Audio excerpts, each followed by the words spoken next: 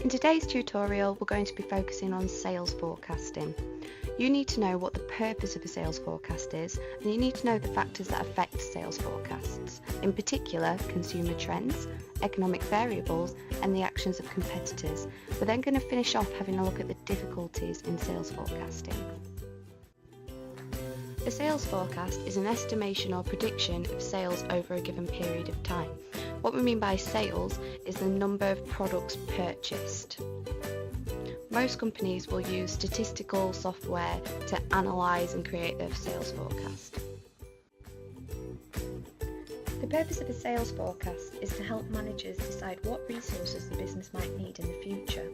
One of those resources, depending on what industry you're operating in, is likely to be stock. So, say for example, you own a small niche t-shirt company and you have a storefront. Without a sales forecast, you have no idea of what potential sales your business is likely to make. So you might go ahead and buy lots and lots of t-shirts, but you're likely to face a problem in that you've bought far too many and you're not able to sell them. In that instance, your business is going to be at a financial loss because you've paid for that stock but not been able to sell it to make a return.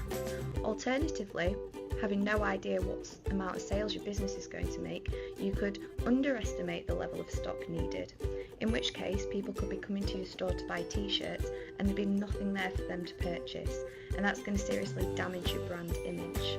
So in essence, the sales forecast allows you as a business to get as close as you possibly can to the most appropriate level of stock for your business so that you're not wasting any money or so that you're not disappointing customers. Sales forecast also allows companies to decipher levels of employment and organisational skills required. So, let's take an example. Consider Kirklees Active Leisure, the new sports centre started up in Huddersfield. Their sales forecast shows year on year that there is an increase in demand for fun swims during the summer months. Therefore, what they're likely to do is increase the number of lifeguards they employ during the summer months to meet that demand. Alternatively, their sales forecast might show that each year there is an increase in demand and increase in sales of personal training sessions. Therefore, what the company might decide to do is employ more people with personal training qualifications, or they might train their existing staff in personal training. Sales forecasts also allow managers and companies to decipher their promotional and distribution mix. So, say for example, a company's sales forecast is showing a decrease in sales over the next year. What the company might choose to do is allocate its financial resources to the marketing department so that they can create promotional activities in an attempt to boost sales. Alternatively, the sales forecast also has an influence on distribution. So say for example, a company has both a storefront and operates online. If the trend in the sales forecast is showing that more consumers are purchasing online, to reduce costs, the company might decide to shut down its stores or some of its stores and move to a heavier online presence. The sales forecast also allows organisations to better manage their production capacity. This is a very similar idea to the management of stock. So again, let's explain this through a different example. If you consider a car manufacturer and their sales forecast is suggesting that there's going to be a decline in a particular model of car sales, then what that company might choose to do is reduce its production capacity of that particular model. And by reducing the production capacity, that basically just means that they're going to make less of it. Okay? So what they might do is shut down part of their manufacturing that makes that model. So they're going to reduce the amount of machines and the amount of employees that they have focusing on making that model of car. In doing that, they're going to avoid making a loss, because if they did not do that, they might end up with lots of cars that they cannot sell, but they've paid for the creation of that car. So as you've probably noticed through the examples that we've just explored, sales forecasts are essential to key business decision making. So why is the sales forecast so important? As we already know, it makes the basis of most decisions made in terms of business operations. But most essentially, without the sales forecast, the company cannot predict its cash flow and therefore it can't predict its profit. So the sales forecast is central to the creation of all financial documents made for the business and financial planning for the business's future.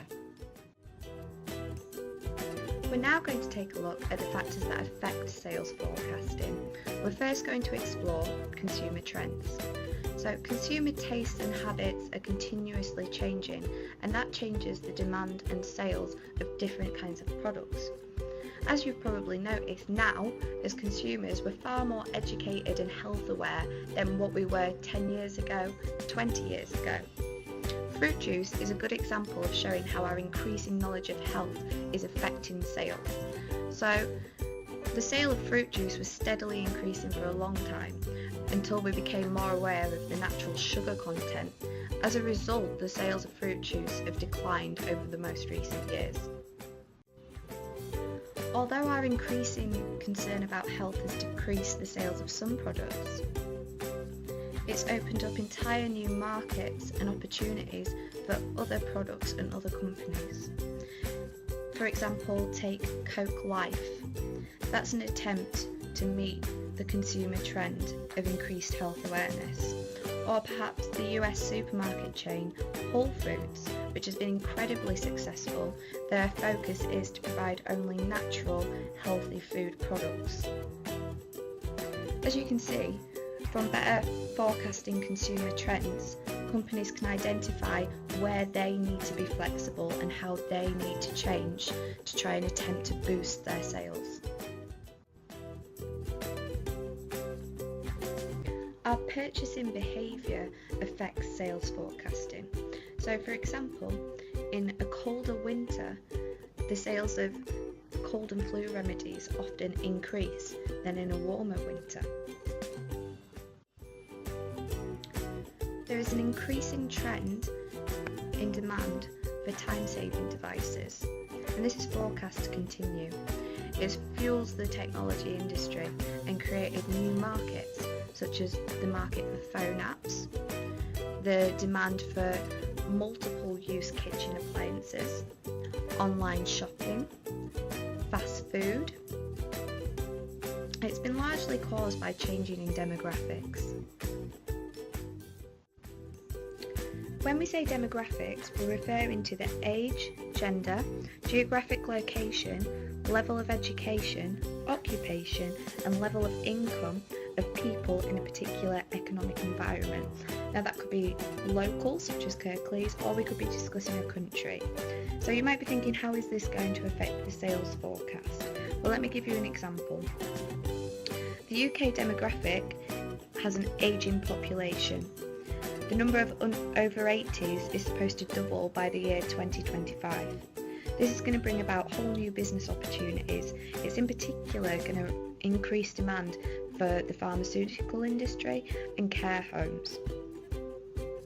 Let's take another example. If we look at gender, if you're a small local business and you consider the distribution of gender in the local area, say you are a hairdresser, you can use that information to gauge whether you're going to sell more female haircuts and dyes or male haircuts. Globalisation is a consumer trend that affects sales forecasting. We can now access more products and more materials from other parts of the world than what we ever could before. For example, if you consider the avocado first made its way into Britain in the 17th century, but it was only enjoyed by diplomats and wealthy travellers. Now most of us can buy an avocado in a local store at a reasonable price that we can afford. Mexican food was once considered a niche market, and it's now sold and popular across the world.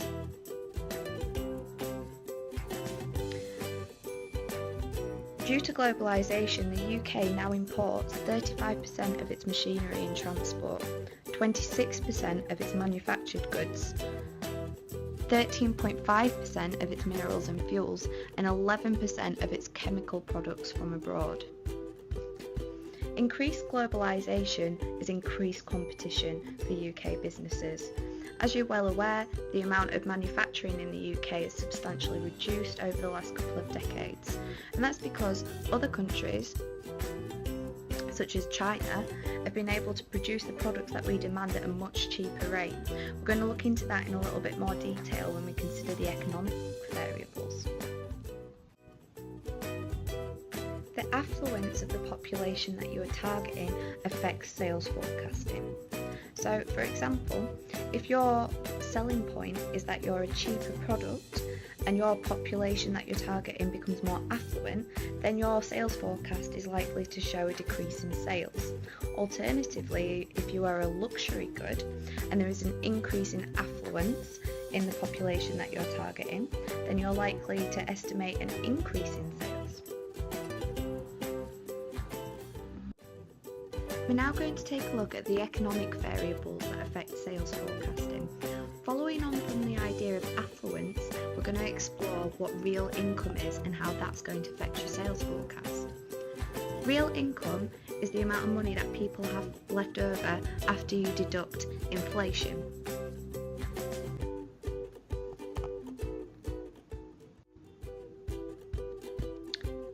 Products such as toothpaste, water, umbrellas, paint and surprisingly chocolate, the demand tends to not change even if the economy around it is changing for the better or the worse. So they're either inelastic or relatively inelastic products. However, other products such as luxury goods are highly sensitive to changes in the economy. So if they're highly sensitive, it means that they're pretty price elastic. In other words, their sales are heavily dependent on changes in consumers' real incomes. So if real income decreases, then it means the demand for that product is going to decrease.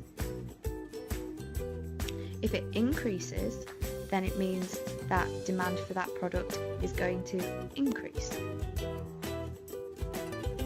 Let's consider an example. In the first half of 2014, with the UK's growth rate at 3%, the sales of Rolls-Royce cars rose by 33%, implying an income elasticity of 11 plus. Companies can use changes in real income to gauge whether there's going to be an increase or decrease in sales of their products, but it's mainly products that are price elastic that can use this as a good measure for their sales forecast. Another economic variable is the change in value of a country's currency. So for example, let's take the pound. If the value of the pound was to reduce, it would increase the expense of imports into the country. That would be great for UK manufacturers because they'd be able to sell their products at a cheaper rate than what other countries could send their products to our country for. The actions of competitors affect sales forecasting. If we look at Apple and Samsung, for example, in the period 2010 to 2013, Samsung outsold Apple's iPhone. Based on that historic success, which is the data used in much of sales forecasting, Samsung thought that they were going to do pretty well in 2014, especially considering that 2014 was the year they launched the Galaxy 5. However, the actual sales saw the iPhone 6 overtake Samsung. Samsung's market share in 2014 fell from 32.3% to 25.2%, and their actual sales volume decreased substantially. Therefore, due to the actions of Apple, Samsung had overestimated their sales forecast. Last but not least, we're going to discuss the difficulties in sales forecasting. Now, as we've mentioned before, most organisations will base their sales forecast on historical data. We're going to look at the case of Branston Ketchup. Similarly to Samson, Branston had been experiencing a good period of growth and good sales for a number of years. Therefore, they forecast for the sales to continue growing. However, what they didn't realise is that the supermarkets that they were distributing to were stocking Branston as a rival to Heinz, which was a much more popular and well-established product. Consumers preferred Heinz, and therefore the consumer sales of Branston dropped even though the supermarkets were still buying it. Eventually, the supermarkets realised it wasn't a profitable product and then stopped selling it in their stores. So what Branston had considered a point of extra growth, actually in 2010 was the peak of sales for that product. As supermarkets dropped out from selling that product, sales steadily declined. As we've learnt so far, there are so many different factors that affect sales forecasting and that affect actual sales. Therefore, it's incredibly difficult to gauge what your sales are going to be, but you need to be aware of these factors and be able to make an appropriate decision as to what your sales can be. Otherwise, you won't be able to manage any of your finances or make key decisions about business operations. You can make your best guess, but it's not always going to be right, and that's why it's so difficult. It's especially difficult for new businesses. Now, as we've said, you can base your sales forecast on historical data. That gives you a kind of idea of what's going to happen. In this tutorial, we've highlighted when it's gone wrong, but in quite a few instances, it does often go right using the historical data. New businesses have no historical data, and therefore it's even more essential for them to make sure that their market research is accurate, and that's what most new businesses will base their sales forecast on, the information that's provided from the market research.